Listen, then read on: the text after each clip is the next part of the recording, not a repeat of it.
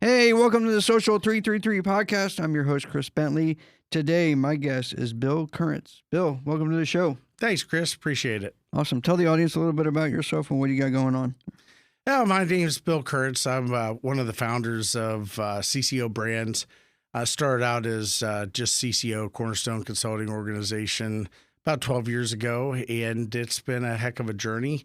Along the way, we've been able to build 4 more companies that kind of sets as a smorgasbord or a buffet to serve our clients. And Chris, we're in quite a few industries. We're in obviously manufacturing is where we started, but got into supply chain, food, restaurants, retail, hospital and healthcare. And so we kind of help a broad spectrum of companies become much better at performing and gaining market share and just doing a lot of good stuff. But the main core of the issue is keeping people employed and doing things like that and keeping shareholder value going high.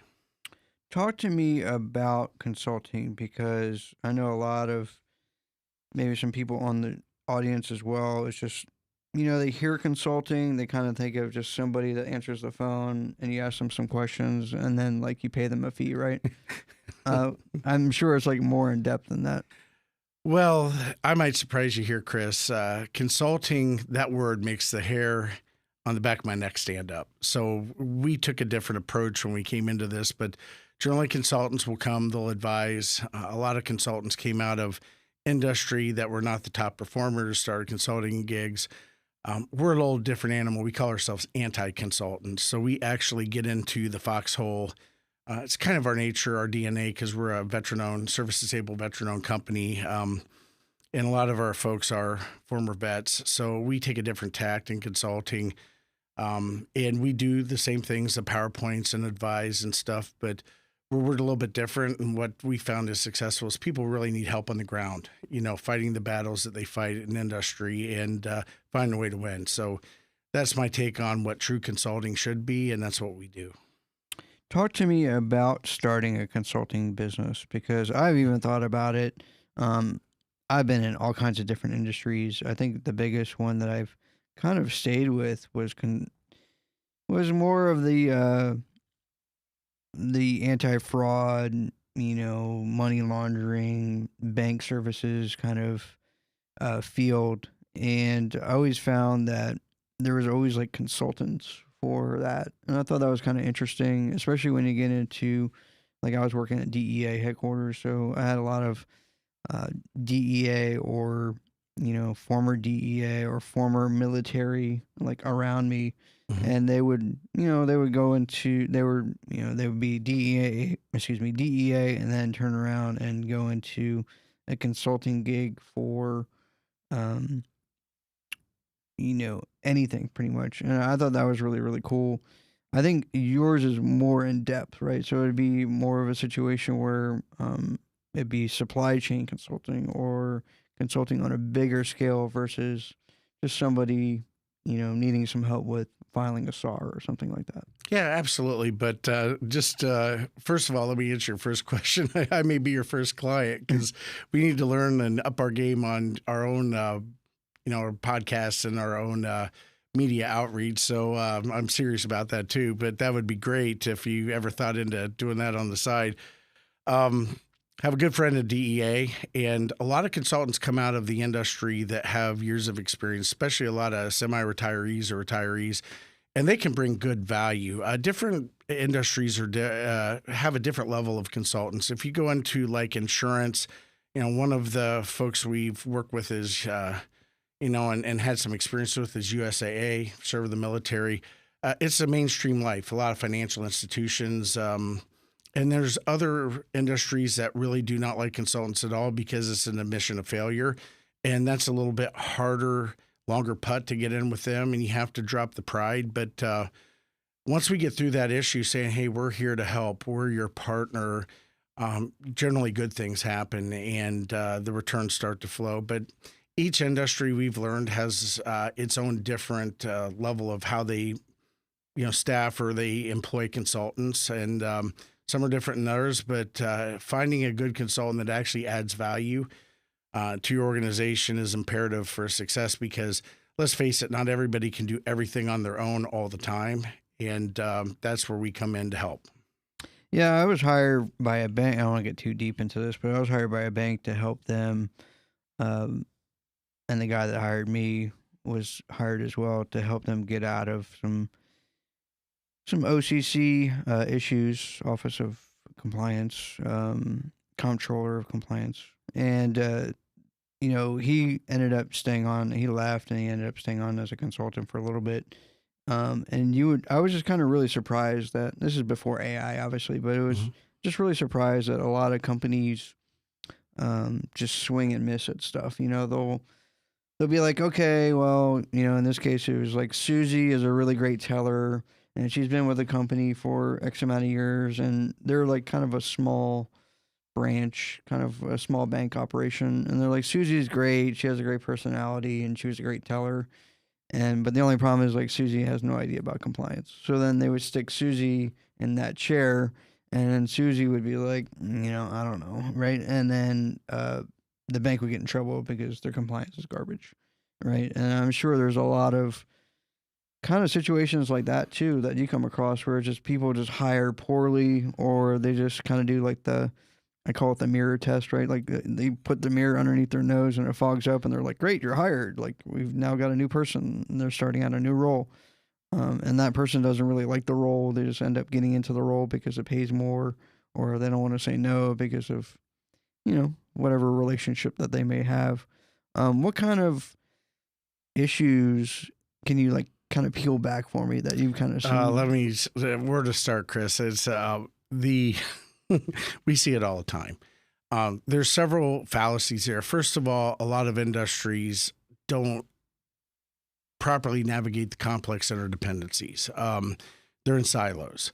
And so, although Susie may be a good teller, what have we done to invest in Susie to cross functionally train her? Because she may have skills, and the Peters principle, she's not hit that yet. She can continue to rise. She's got talent, but if she's ignorant to the new position she's been in, she doesn't have the training. So one of the things we usually tackle is, okay, for your up and comers, because you're going to have C players and B players.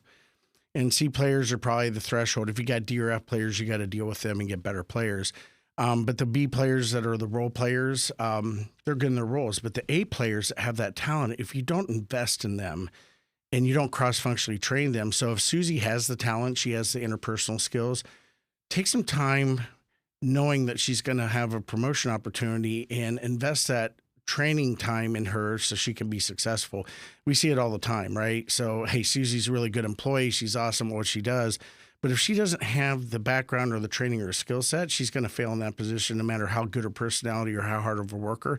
So you got to tackle it that way. You've got to have some foresight to be able to go in and say, what is my, talent development process within my organization? And guess what?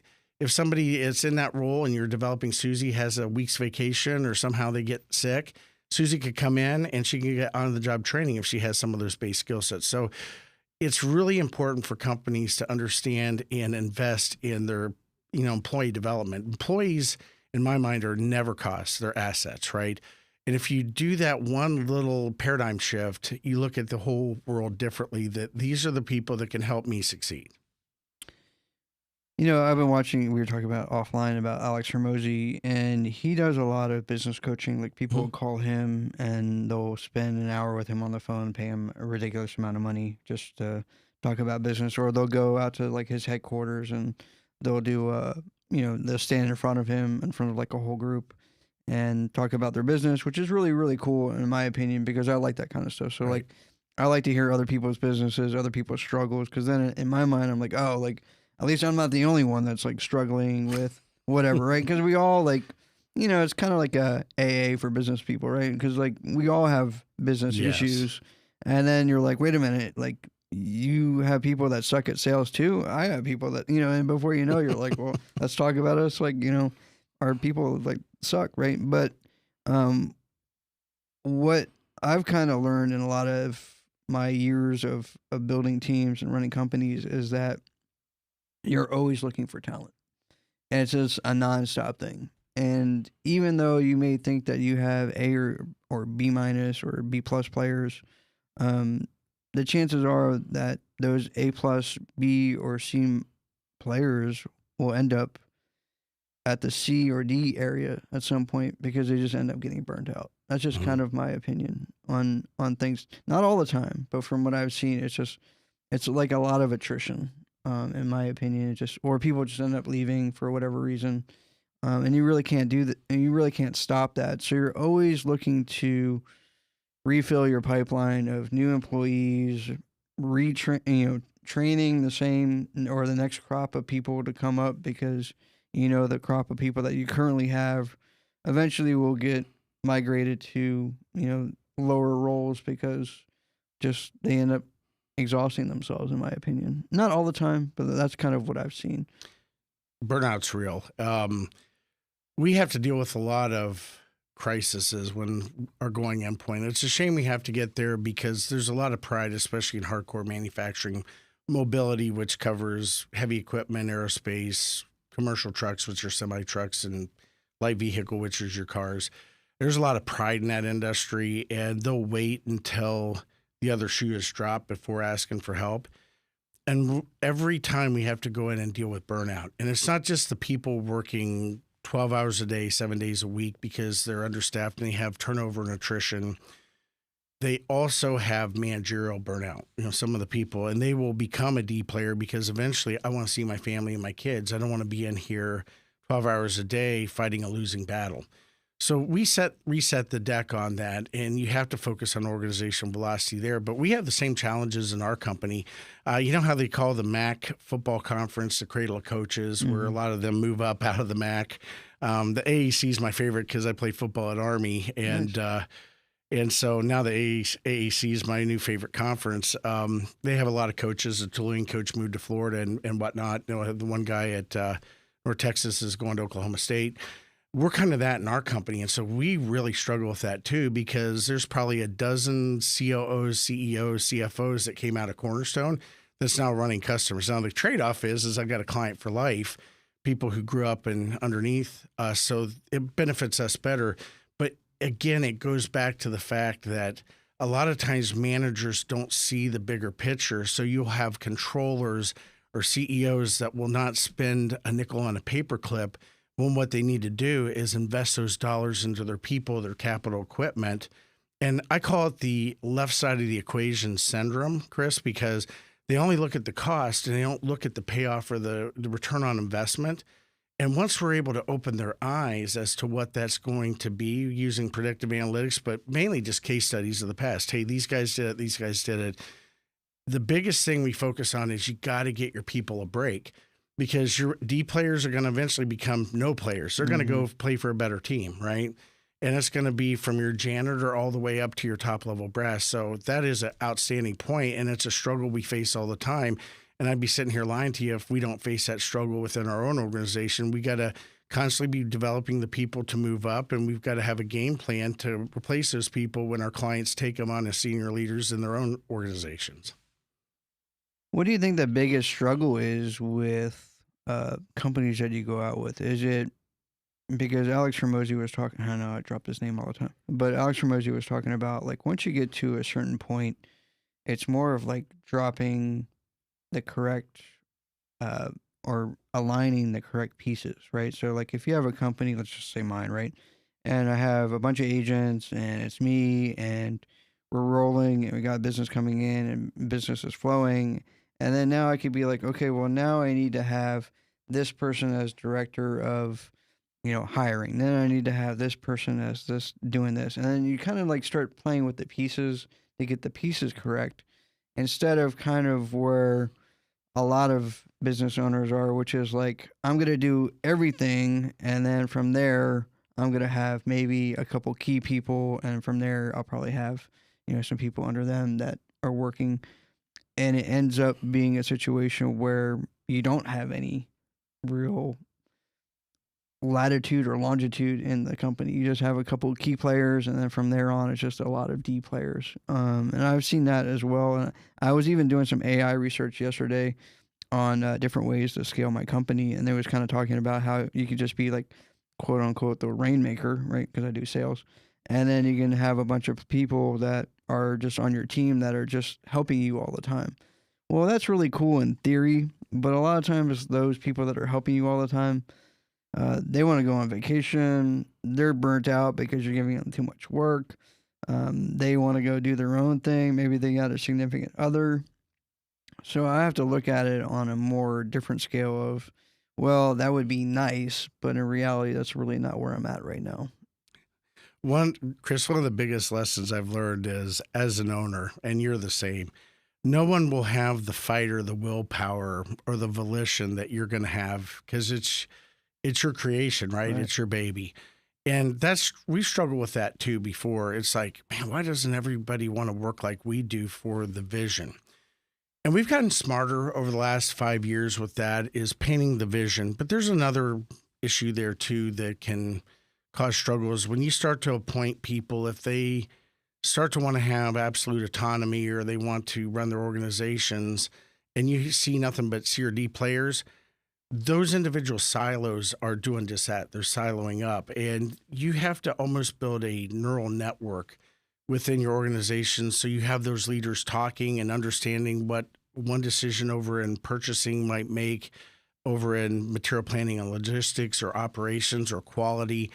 And, if I'm manufacturing, I could run a bunch of easy stuff to run and have high efficiencies, but it may not be what the customer wants. So putting in that system where you're cross-talking, we call it accountability, or accountability meaning every day you never leave with perfect data, no matter if you have AI or anything else, but you leave with the best data and everybody's on the same sheet of music and people know what impacts are happening.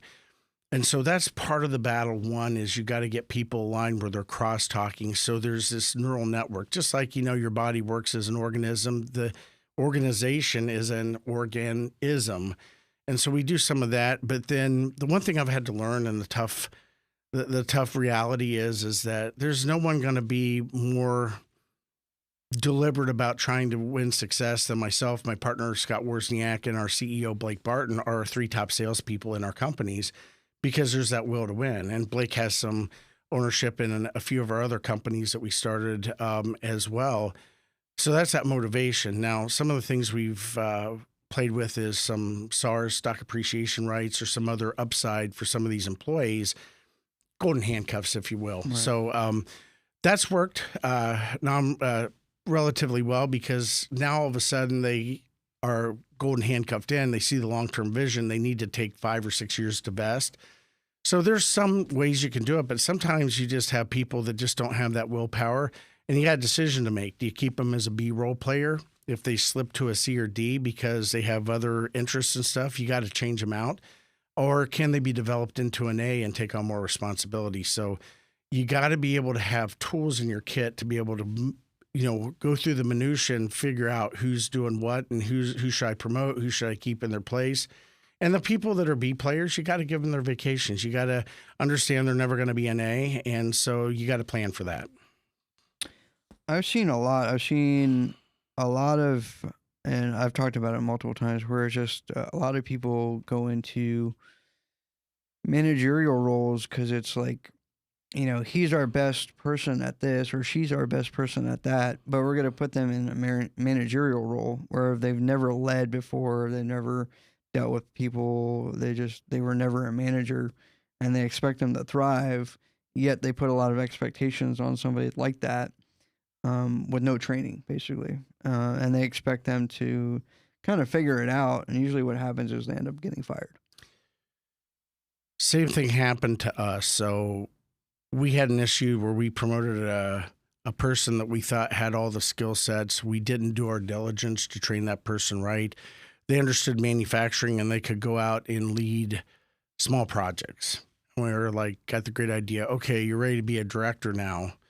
And I personally feel accountable for some of this. Now, the person wasn't fired. We just moved them back into their comfort zone. But we put a lot on that person, and they did not have the acumen to go to the next level. Now, had we trained them, and this was a wake-up call for us, jury's still out where they would have had it, because do they have the right disposition to handle that type of stress and pressure, multiple projects, multiple plants, and didn't work out real well. I mean, fortunately, we really appreciate the employee, So we were able to call an old client that used him a lot and put him back into his original role.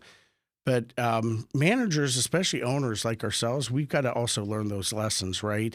And understand what that means. What we learned from that is, and I'm working on it right now, is continuing to evolve our training program for our managers. I know everybody wants to say, well, training will cut it. It doesn't, because you also have to see, how do they interface with clients? How do they interface with suppliers? EQ is very important as well. But understanding and learning from those lessons, me as an owner, I'll be better next time when it comes around. And not everybody's going to pan out. You mentioned sales earlier, Chris.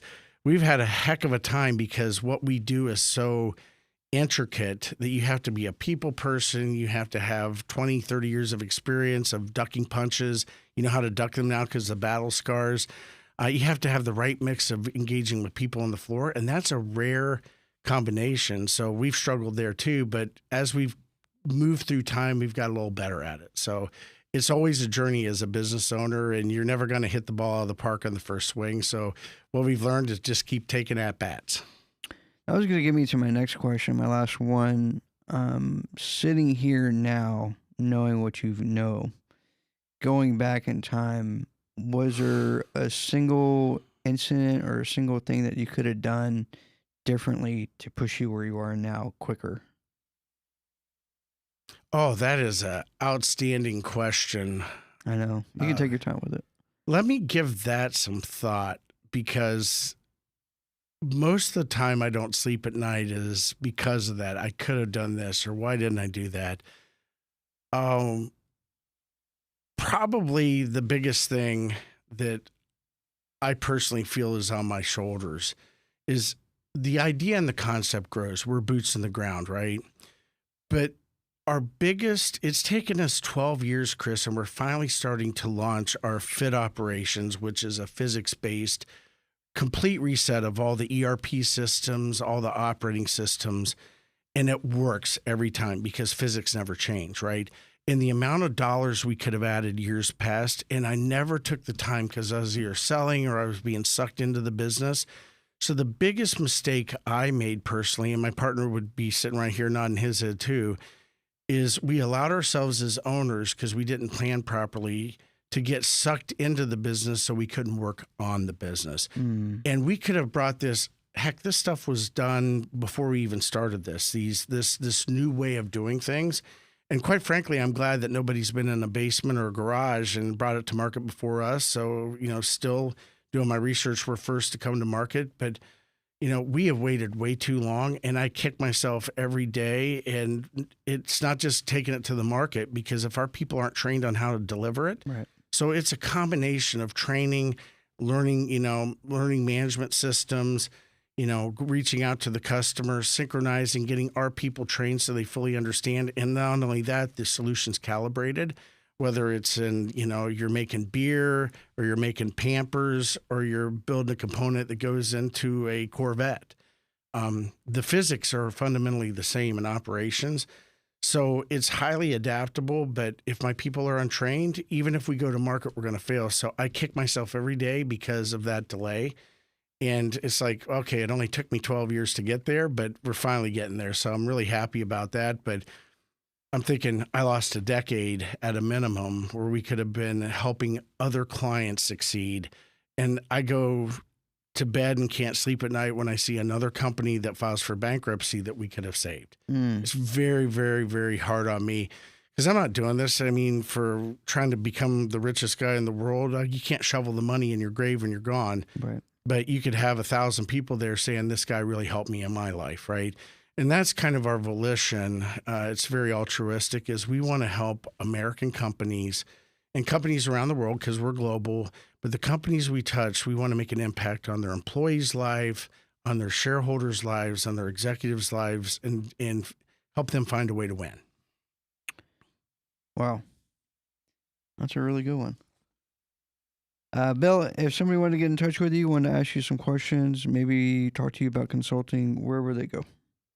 Well, I never have a closed door policy. They can call me direct, my cell number, and I know this is some risk, but it's 419-602 2593. I always take time for people who need help. And it takes courage to ask for that help. The website is ccoconsulting.com. So www.ccoconsulting.com. And you can reach out to us through that way, and people can get in touch. I mean, we are a global company, but even at the top, I want to make time for people who need the help. And then finally, my email address is just my first initial B, Currence. It's BCURRENCE at ccoconsulting.com. We're here to help, and we want to help people on those journeys to find a way to win, grow their businesses. And I'm all in also for the small business owners, because people like us are the foundation. You know, me and you, Chris, and our businesses and how we expand, and our success dictates the success of the nation. So small businesses, God bless you, and keep driving, keep pushing, keep learning. Bill, I appreciate you being on the show. Absolutely. Thank you, Chris. Appreciate you. Awesome.